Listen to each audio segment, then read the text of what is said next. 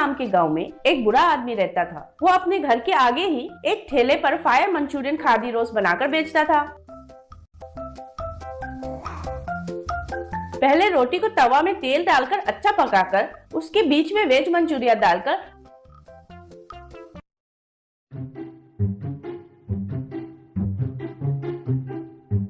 Roles बनाता था। उधर आने वालों को देता था तो वे बहुत पसंद से खाते थे। उसका तिवारी नाम का एक बेटा था। तिवारी अच्छा आदमी था मगर थोड़ा मंद बुद्धि था, लोक ज्ञान नहीं था, पिताजी को मदद करता था।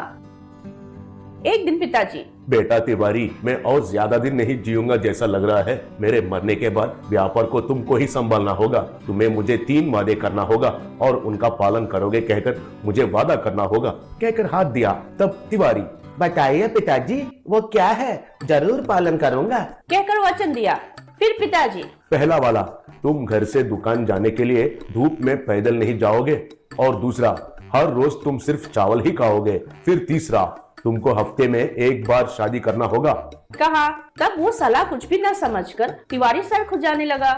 फिर थोड़े दिन बीतने के बाद पिताजी गुजर गए और तिवारी बहुत दुखी था। बाद में उसके पिता को दिया हुआ वचन को याद करके तिवारी, पिताजी ने पहला वादा धूप में नहीं चलने के लिए लिए थे, उसके लिए क्या करूं? हाँ, साया में चलना होगा। अरे वाह, पिताजी को मेरे ऊपर कितना प्रेम है। जितना भी खर्चा होने से भी कोई बात नहीं है, एक चंदवा लगाता हूँ। सोचकर घर और ठेले के बीच में एक चांदवा लगाया। उस चांदवा के नीचे से हर रोज जाकर आने लगा।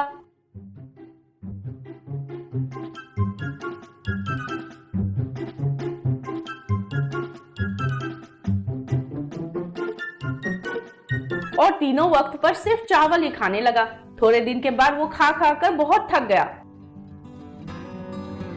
अगर कोई उसे खाने पर बुलाता था तो वो नहीं आऊंगा कहने लगा।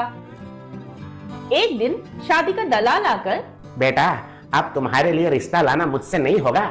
हफ्ते में 1 बार शादी करूंगा कहा तो कौन आएगा जी लड़की देने के लिए? मगर आपका किस्मत अच्छा है, सिर्फ एक लड़की ने ही इस शादी के लिए माना है, वो कहने के लिए ही आया हूँ कहा। तब तिवारी खुशी से, सच में? कौन है वो लड़की? कहा। फिर रिश्ते देखते समय पर उस लड़की को तिवारी बहुत पसंद आया। उसका नाम था संध्या। फिर तिवारी ने उसको शरत के बारे में लड़की को याद दिलाया तो वो लड़की, वो सब जानकर आपसे शादी करने के लिए मानी हूँ, आप कुछ भी मत सोचिए, बोली। तब तिवारी बहुत खुश हो गया। उनका शादी धूमधाम से हुआ। उस दिन से वो दोनों बहुत खुशी से रहने लगे। होटल्स, सिनेमा, घूमने जाना, ऐसे 6 दिन गुजर गए। फिर 7वां दिन की शाम को तिवारी दुखी से घर आया। तब संध्या पास आकर कॉफी देकर चली गई। फिर तिवारी दुखी होकर, कल से पिताजी को दिया हुआ वचन के अनुसार संध्या को वापस भेजना होगा कहकर सोचने लगा।